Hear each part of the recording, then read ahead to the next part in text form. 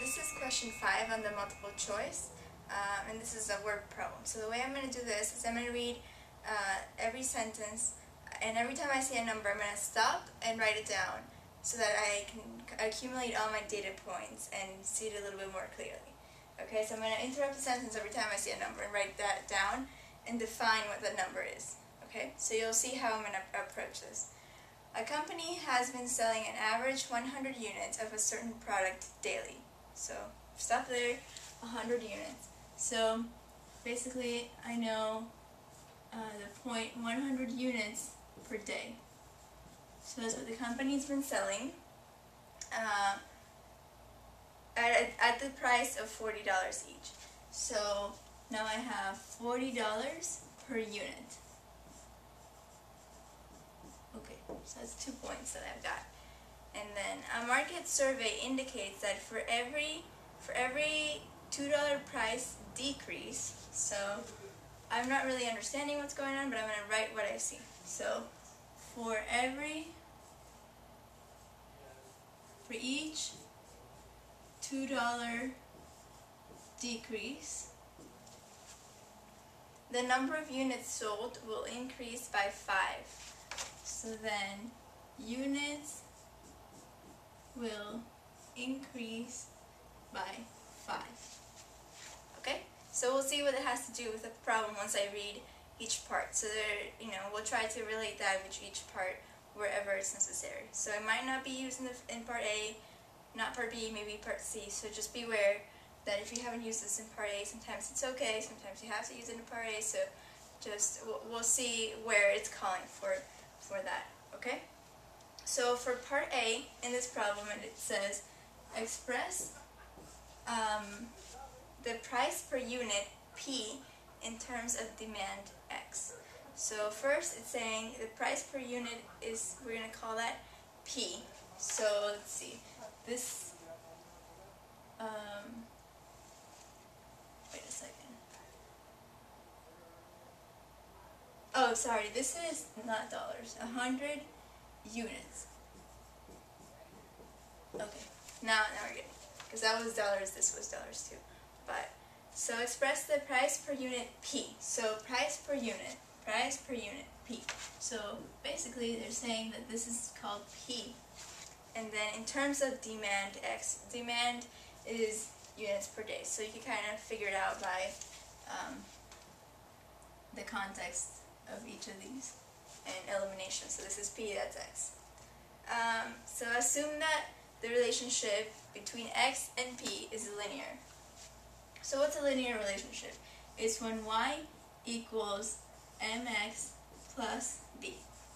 That's what a linear relationship is defined as. Sometimes you'll see m as a instead of m, and that defines the same thing. It's just some dummy variable that's a constant that stands for the constant that's going to be in front of x. So this is always the slope, and this is always the y-intercept, and that's what's important. And so y and x are linearly related. So in this questions though, it says express p in terms of x. So let's write down what they're asking. So they want p in terms of x. What is this?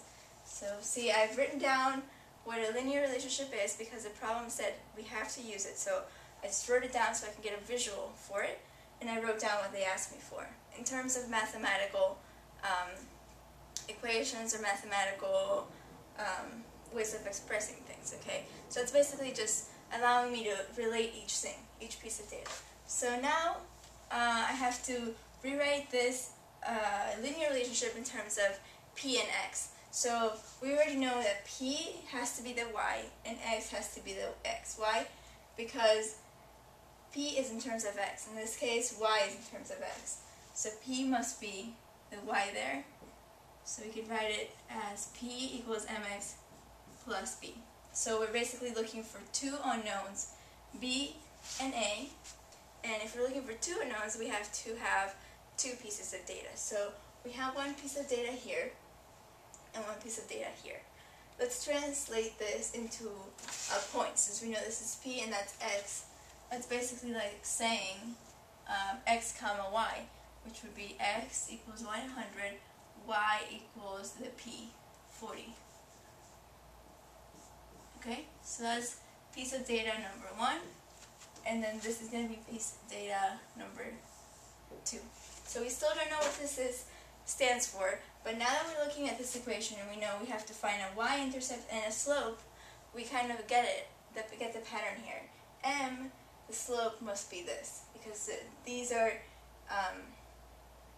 this is for each $2 decrease, 5 units increase. So that's normally what slope sounds like.